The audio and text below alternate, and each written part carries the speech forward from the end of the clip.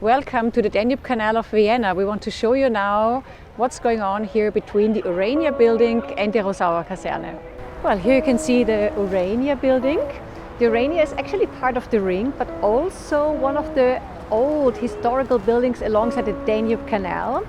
It was built 1910 and was the oldest, the first evening school in Vienna. And still there is the Volkshochschule, the evening school, but as well, there is a cinema since the 1950s. There are some nice restaurants.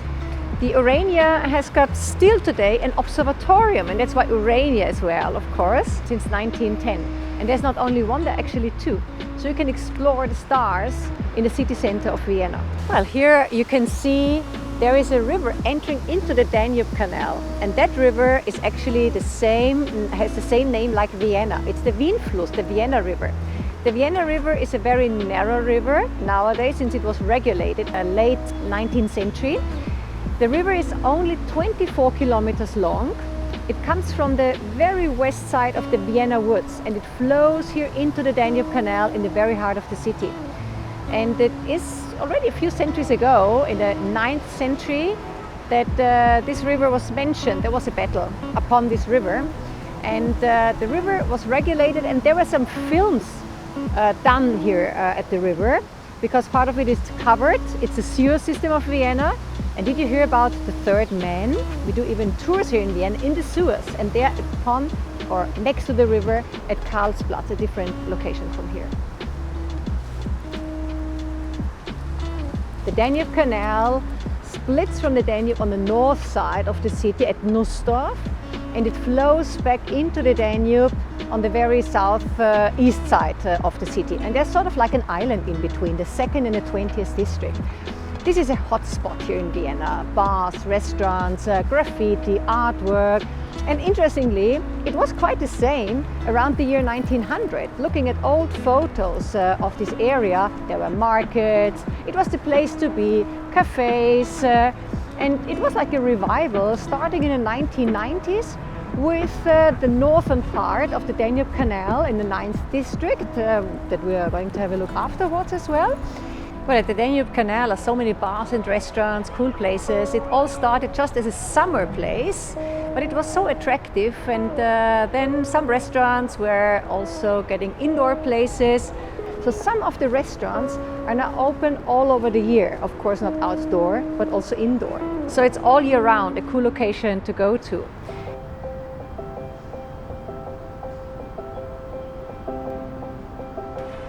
Well, and one of the highlights in the summer season is that there is a swimming pool boat, which is just across the river now from us.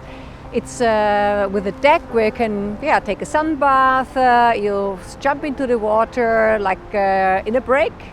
And there's also a restaurant. And then there are some places where you get grilled food, some summer specialties, drinks. So it's a very special moment in the summertime, the swimming pool boat here at the river. Well, the area of the Danube Canal is a real creative area, and it's not only about graffiti, which is actually allowed and wanted here. So you can, whenever come here and spray something, so it changes a lot. But what is quite steady here are some sculptures, like here some wooden sculptures or also stone sculptures. So it's really a place for creativity, contemporary art in public space. Isn't that wonderful? Yeah, just across the river we can see the station for the various boats for the tours along the Danube Canal. The Danube Canal, as I said, connects with the Danube, so you can reach in just 1 hour and a few minutes the city center of Bratislava, the capital of Slovakia, just taking the boat here, the Twin City liner. And if you want to have a break in Vienna, just relax on the Danube Canal, enjoy the view to the first district and also all the art around you. Well, and just over here you can see Motto am Fluss, one of the coolest bars and restaurants in the city. Outside you can see it in the summertime. Inside it's a glass construction. Actually it looks like a ship on pillars. It's bar, it's brasserie, and it's really a cool location, and enjoying a day or an evening with a good glass of wine and some good food. But you can enjoy also a view to the really interesting contemporary architecture on the other side of the river. Well, you can see now the building of Hans Hollein, the media tower. It's sort of like a deconstructed building, and it's of the same architect who had built the Haas House in the 1980s at Stephansplatz. And the media tower was the first building here, making sort of like a bridge and a connection to the city center. And on the other side, the Soho Hotel by Jean Nouvel. So two quite interesting buildings on the other side of the Danube Canal. Well, here at this part of the Danube Canal, you could swim in the past, and actually you can again. There is a new association that said, okay, we want to swim again in the Danube River like one could until like 100 years ago. And just across is the old Kaiserbad, the emperor's spa or bath, where you could swim in the time of the monarchy. And just recently, this construction was completely adopted with benches, with trees, with grass. So it's really a new place to hang out in the summertime, or as long as it's sunny. So like here now in mid and end of October, it's still a wonderful location to be outside. Yeah, and by the way, we do have 1,431 kilometers of bicycle tracks in Vienna, and nearly free bikes in the city. For 1 hour, you can ride for free the Vienna city bikes, as you could see them riding by. And on this side of the Danube Canal is the former building where all the equipment for the lock was stored, the so-called Schützenhaus. A real highlight, very exquisite example of Art Nouveau architecture here in Vienna. Otto Wagner was the star architect in Vienna. He was involved in many projects of the city around 1900, even here along the Danube Canal. Little details like even some of the old fences are going back to him.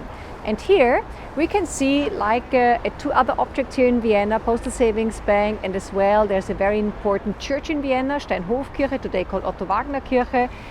He used very thin plates of marble and fixed them with nails, and to cover the nails there are either aluminum or other more precious materials of metal to cover them. So it's an aesthetic part of the facade. Also what is functional, so functionality is beautiful. So this was a slogan of Otto Wagner. He was not the first to say that. It comes from Scotland, from England, from the arts and crafts movement, and also by the reference up there with the tiles and the edgy forms of the waves. So very modern for the early 1900s. And also the bulging out roof, the cornice, also very practical because it does not wash out the facade. Across the river at the moment we can see a very big complex, looks like a castle. It was built in the 1850s as a barrack, and it was not the only one, but it's the only left along the Ring Boulevard. And the barrack was installed after the revolution here of 1848. So it was not built for an external enemy, but it was built to be ready just in case that there would be an uprising again after this revolution year 1848 in Austria. So the Rossau, or near the Rossau, part of the 9th district, is also the biggest hospital of Austria. It's the General Hospital, Allgemeines Krankenhaus, where there's, apart from all, also the nuclear medicine department, which is one of the most important in Europe as far as I could understand. And what else is in the 9th district of Vienna, here in the Rossau? The most famous person that ever lived there was Sigmund Freud. Sigmund Freud spent nearly all his life in Vienna before he had to emigrate to London. And he spent more than 47 years in the Berggasse just nearby here, where he lived and where he had also his practice. And by the way, what you can see down there is the so-called summer stage. Since the early 1990s, there have been really stages where there were performances. It's bars, restaurants in the summertime. You can play beach volleyball. So it's one of the coolest outdoor activities in the city from May until October. So here we are on the stage of the summer stage. It's a terrace where in the summertime it's a garden with a lot of tables, so it's a place where you can go for a drink, you come here for dinner, for lunch, or for breakfast and enjoy a summer day in Vienna at the river Danube Canal, surrounded by the city and also a lot of green.